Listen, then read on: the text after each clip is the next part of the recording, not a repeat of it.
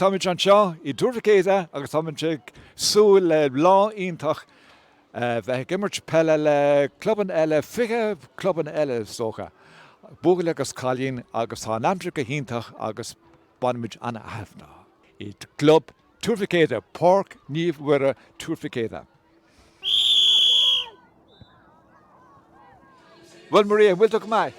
Bach sa dé fór agus tú féin. Tá mé gan bhhaid zíntach an lá seo tá fiche héin fearna an a chuúla mé.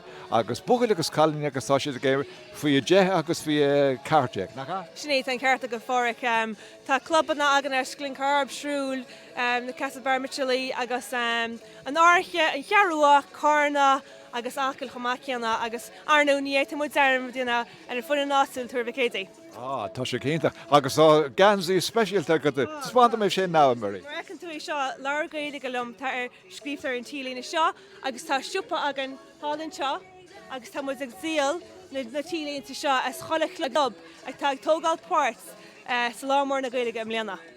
Go hintach agus is tá os an dánána bheith an seo ó na mistílí agus bheith cóibre libh. Agus gur míle mai agus féin marí bhar fi tú ag tú féin agus colm agus na daine le teagháil len ric na seachtain agus táidir gobar le chéile a cóibre le chéile. Is ionach an bhd é? Gur míle mágad fór agus tumas Tharbh sásta gúil se beag tógáil páirtlinn im léana chomacianna. Gur míle maigad agus bé ceolaigh sinnam tríist tamil agus feicimid an sin cad a hálóí. Mar go méid be neart ceol agus crack an charbal agus neirtlanaiche agus neirtlanód. Maithú, gur míle maigad marí.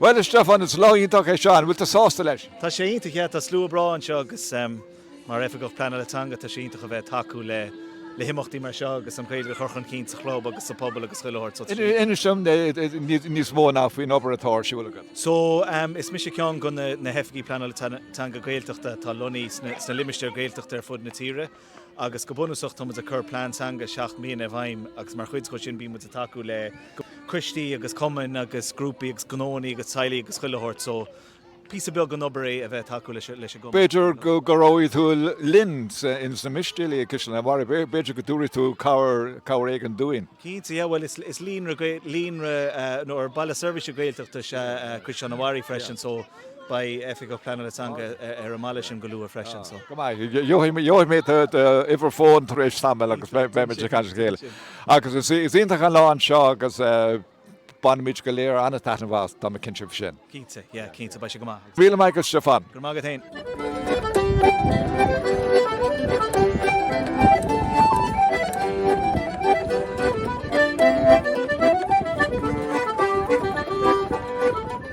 GH bhfuil tú?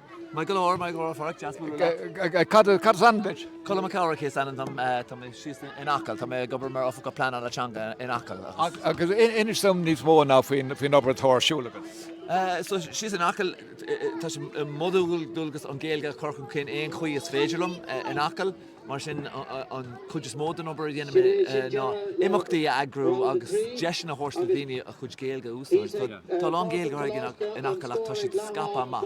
So tá mé géirí iad aontu agus iad chuní le céile. Idir so bín céile ar siúil agam, bín rangan ar siúil. So gas leis imachtaí tá teach le céile beag le daoine ar scór agam gas seachtain. So rudí mar rudí tana bheith. Tá tradiisiún láidir in Acal faoin Gaeilge tá Is cantar Gaeltach é agus sprach Gaeltach, nach? Ja, is cantar Gaeltach é cinse ach bí laidú le blianta nús sa Gaeilge, so tá sais afhiocán ar siúil inis. Beidir an sean meón a bhí ag daoine ná goras rud droch rud é bhí mé sin imreacha ar siúil agus bhí daoine ag teachtar as ó Sasna agus America ag roch tá béir le tastal bheith sin ritin a bhíine. So rinne sin an dothir don Gaeilge ach caiimé rá sé teachtarráis tá meon difriúán agus tá daoine bhád níos broúlanis ar canhaint féin, tá canhaint áitiúil a Gaeilge acla agus tá níos Aithní mé féin an rud céine í cisan na bhhair. Tá an spirit ag teachtarráis agus tá sort afhiochann teach teacht. Agus so an gidíonn tú le clubban eile le áitina eile seachas acail. Well, we've co-abrú bín sinna fábhfuil me seo aniu bí me gcónaí ag co-abrú le Munster Trúmacédi agus Munster Uras freisin mar na Gaeltachtaí muo tá siad scapa ma. Sios an gáileh tá Gaeltacht mór acu, so tá si go léir an acla na céile ach sílim gúil tábhachta nascan a neartú idir gachsáis Gaeilgeoir muo. Idir na Gaeltachtaí agus éon den eile tá géirí Gaeilge a labhairt nó an teanga Corcan cin in muo. Mar zoltid tá cisin na bhhair ag obair mar bailile service in na Gaelachta. A bhfuil léon an gidíonn tú leo an bhfuil léon banse go leis an apráid an sin. Well, níl go fóil mar níl an go plán an teanga fustithe acu go fóil. So tá fanachtar sin ach bín a lá an cóbrú idir mé héin agus ofa go na Gaeilge muo agus sílam gúil se hótábhachta go mé mar caiisian amhair sin an bailile mór de acail. Tá an méid sin daoine an acail le gobar súsan sin táid go le sipadóracht sin go caiisian amhair. So tá se hótábhachta go bhfuil an Gaeilge láidir go leor I caiisian amhair do Muintear acla. So cinse go mé a bhád níos mó cóabrú ar siúlagin agus tásúla go ofa go plán an teanga. Mar tá daoine maithe san conta tá efhagach na Gaeilge san cóla conta agus bíonn si ag cóabrú linn agus is anatácht, tugann si anna cáir linn agus tá daoine eile tá hanóirí ó glóna Gaeil ag cóabrú linn agus is déanaan siad an job I bhfad níos éasca. Ó, cinse, agus tá gréas an láidir agus an birte luí tú an sin fanúla agus an ofaige Gaeilge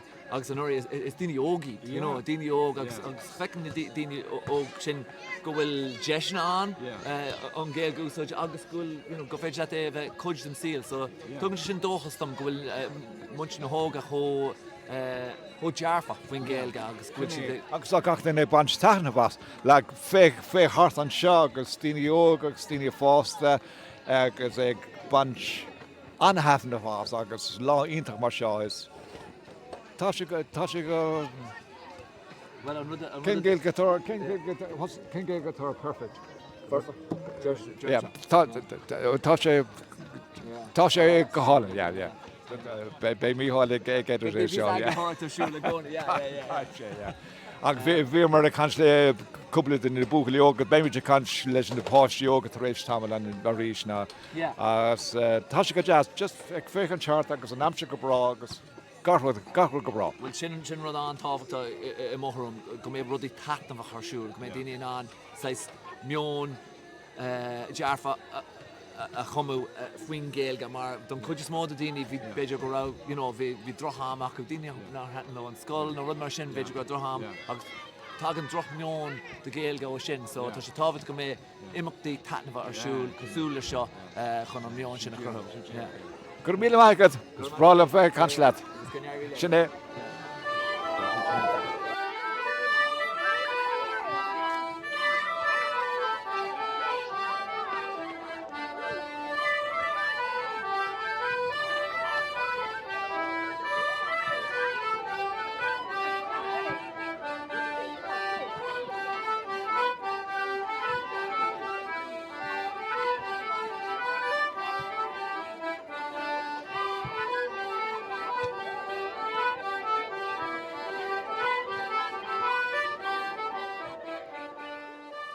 Well, Sean, cé bhfuil tú?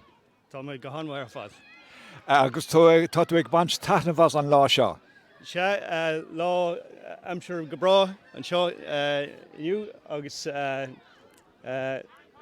ceol agus crack agus pell golóir. Agus is ahar tú agus tá mac agat an seo? Jack ba si ag gimmert I cúpla nóméid le Michelí. Agus is Spanisteir tú freisin? Banisteir leis na buchlaí agus leis na colony as well. Go hanmhaid. Gur míle maigad.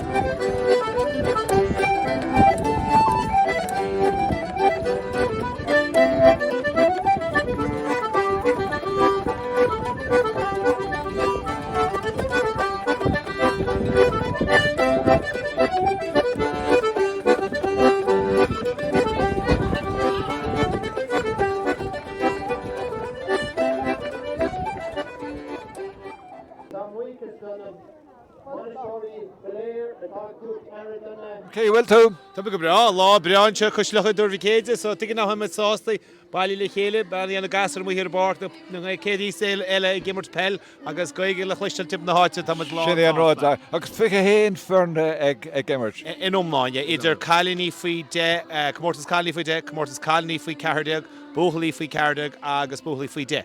Is zíntach an óáé. Agus is sosa efgach na Gaeilge an globan Sin a roll time ná le cúpla blian nús bhí sé, bhí man postin amnar bhí mení sóige, dag mé FP sin a chaní mé ráisiart a 3 blian hin, agus thugmuid faoin fundarucht seos bhí donnacha bhaint ma, agus seo cúiste sin lá seo sin céadú gur sé ein, go mai ahandas tucad an Gaeilge seo dúrhí céide, is cantar Gaeltach muid, beidir déan daoine dermadúirtí gur bin an scéal, agus deis go céad go nile a chud Gaeilge úsáid sin seo. Gur míle maigad. Agus is bránrad a tamid ar an nap céin agus tá tosaigh tuairt taú agus ag carúlinn agus a coebre lena globan atá ag déanamh a níchar chun bun áil.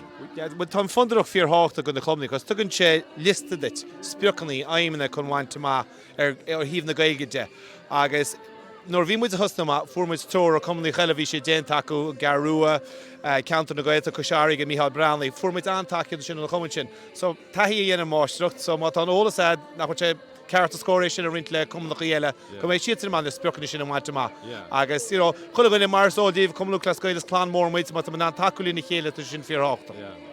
Gur míle maigad colm. Well, sin é an rud a bhí hill.